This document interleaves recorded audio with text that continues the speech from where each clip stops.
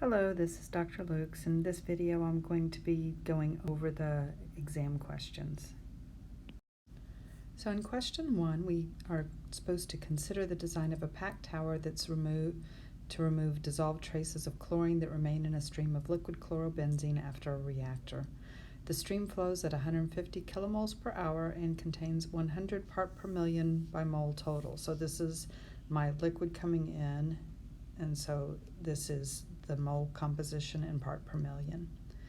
The packed tower design is intended to reduce the chlorine content to less than 4 part per million using clean air as the gas phase. So the liquid coming out should be at 4 part per million, which is 2 notches over, and it's using gas that comes in with 0. So this point here is going to be the bottom of my tower, and the top of my tower will be at 100 part per million. So this is going to be, well, I can tell just from this one point that it's going to be a stripper because the line will be below, but I also know that it's a stripper because what I'm doing is stripping material out of the liquid phase. So the next question asks us to find the minimum gas flow rate. And to do that, we start with our fixed point and go to our known final composition and draw the line that connects those. And the slope of this line will be L over V. And this is going to be, in this case, it's the maximum L over V, which means it's the minimum V. And in this case, the slope is 130 minus 0 for the y's, and for the delta x, it's 100 minus 4. Set this equal to 150 kilomole per hour over V min. And so therefore V min is 111 kilomoles per hour. Part 3, or C, says if the most economic design requires a gas flow rate that is 30% excess of the minimum, so 30% excess means 1 plus 30% of the minimum, so of means times the minimum. This is going to give me my actual gas flow rate. And I've said here that you can assume that this is 100 kilomoles per hour, so therefore the answer is 130 kilomoles per hour. And the final question says to estimate the mole fraction of chlorine in the gas exit if the actual gas flow rate is 200 kilomoles per hour when the liquid flow rate is 150 kilomoles per hour. Now for this, you really need to either draw a really good diagram or easier to do the material balance that would come from that. And so what I have coming in for my gas, I have 200 kilomoles per hour coming in with 0 composition. And for my liquid, I have 150 kilomoles per hour, that is 100 part per million. And leaving, I'm going to have my liquid that's at 4 part per million, plus my gas that is going to be the exiting gas composition. And if you solve this, you're going to find that y is going to be 150 over 200 times 96 times 10 to the minus 6th, which leaves you with 72 times 10 to the negative 6, or 72 part per million.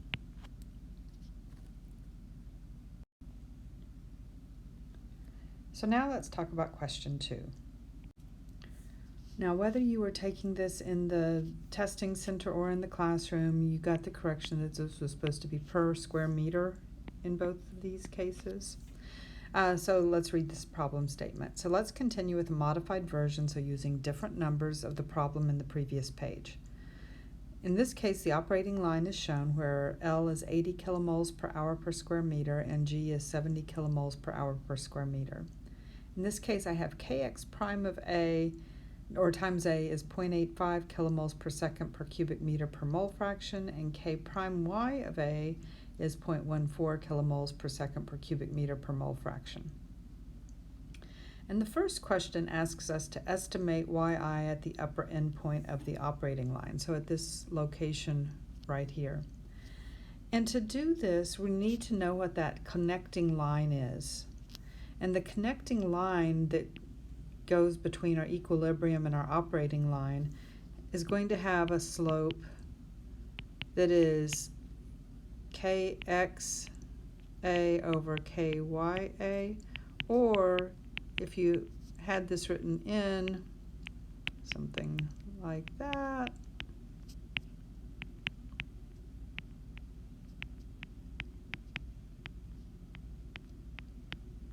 okay, it's got these little log mean things in here, but the key is that all of our compositions are less than 100 part per million. And if they're less than 100 part per million and I subtract them from 1, then this group here is really essentially 1, and this group is essentially 1. And so therefore, Kx or Kx prime, it really doesn't matter. I can use them interchangeably. So therefore, oh, and there was a negative in here. If I do these values that I have here, so the slope is going to be negative 0.85 over 0.14. The units should cancel on that, so it's just going to be negative 6.1. And if you draw that line in from this endpoint, this gets you Y at the interface, which is essentially 100 part per million. The second question asks you to estimate capital Kya for the process. And if you'll recall, we have the formula that relates these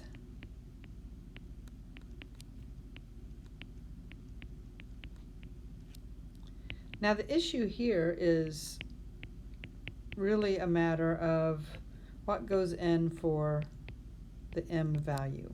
And the m in this case is the m for the equilibrium curve. So it's the slope of this line. This line goes from x equals 100 to y equals 130 to the point 0, 0. So the slope is equal to 130 over 100, or 1.3. And the units on these will both be the same because the slope has no units. And so therefore we end up with Kya is equal to 0.115 kilomoles per second meter cubed mole fraction. Again, we've made that same assumption that K and K prime are essentially the same. In part C, we are asked to find the height of packing required if you have already determined that the estimate, and the limits of integration on this were nonsense, okay, it was 8.34. Nobody seemed to be disturbed by the fact that I gave incorrect values there. This really should have been going from 10 to 80. Unfortunately, I was editing from another problem and I didn't ever go back and fix that. So my apologies on that. But this, what I needed you to recognize is that this is the formula for n sub x. So therefore, to get the height, we want h sub x times n sub x. And h sub x is L over S over lowercase kxa. And as we just determined, kx and kx prime are approximately the same. And so therefore, it's a matter of, do you know what these various things are? So the kxa is 0.85 kilomoles per second per meter cubed. L over S, now I've identified it as L up here, but remember S is cross-sectional area, so by saying it's per square meter, this really is L over S, so it's 80 kilomoles per hour per meter squared.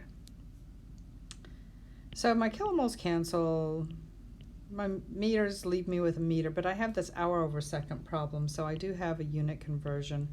1 hour is 3,600 seconds, and so I get 0.019 meters per transfer unit times the 8.34 gives me with 0.158 meters.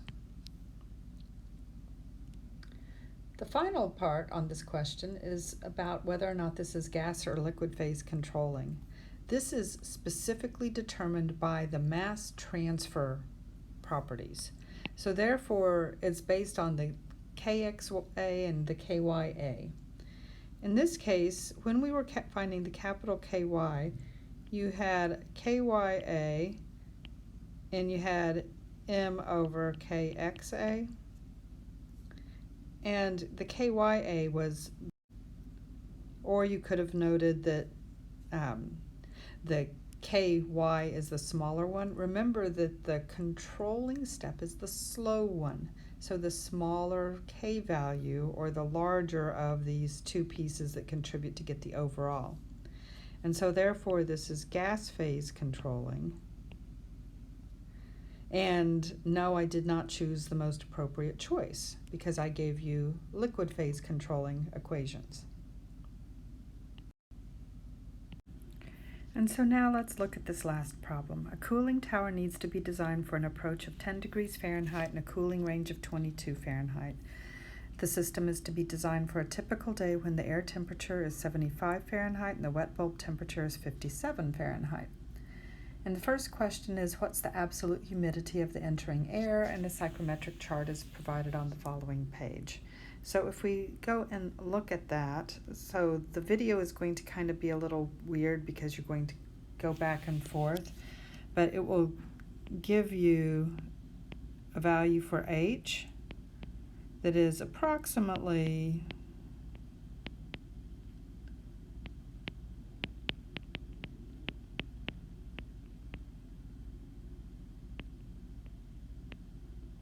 okay, 0.06-ish, a little bit less than that, so I called it 0.058 pounds of water per pound of dry air. And you'll see that when it moves to the next slide. Then it asks for the enthalpy of the entering air, and you can either use the chart or the equations. I used the chart, and so you get that HYN based on my diagram is 24.4 BTUs per pound of dry air. And then it asks for the temperatures of the entering liquid and exiting liquid. So this is where we're going to use these two pieces. The approach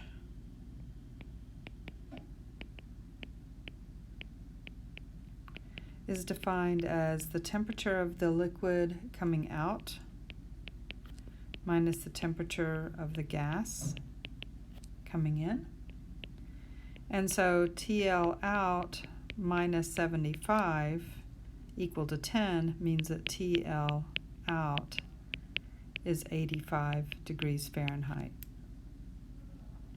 And the cooling range is 22.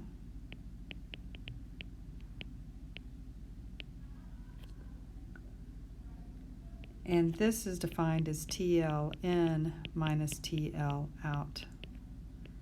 And so TL in minus 85 means TL in is equal to 107 degrees Fahrenheit. And then the last piece is to plot the actual operating line if the exiting airflow is 30% greater than the minimum required. And so to do this, first you need to find 85 on here, and you need to find 107 on here. So these are our temperature limits.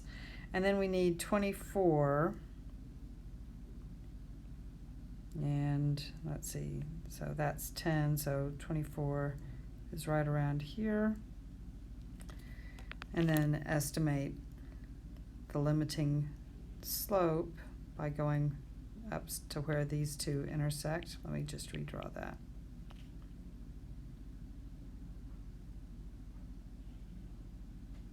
No, I still didn't quite get it.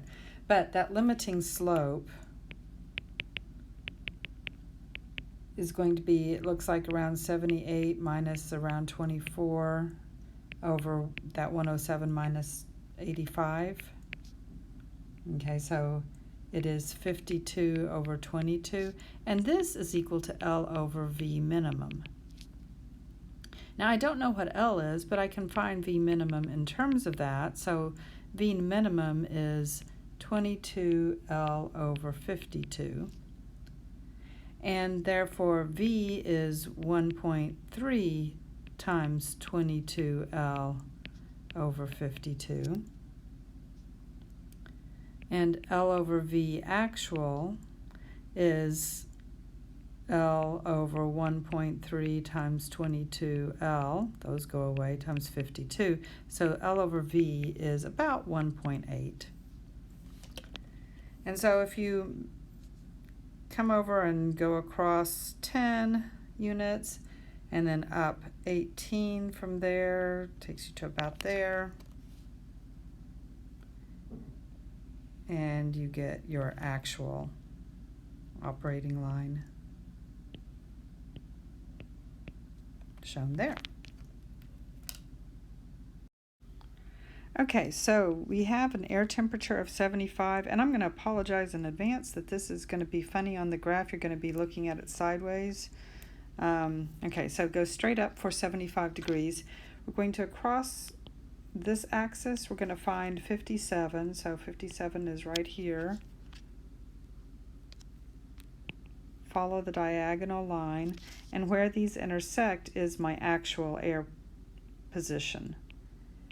I can read straight across, and I get that the humidity is a little less than 0.006, so I called it 0.0058 pounds of water per pound of dry air. And the enthalpy I can get by just extending this line on up. You can do corrections if you wish to, but we're putting it on a graph, so kind of not worth the trouble. It's about 24.4 BTUs per pound of dry air.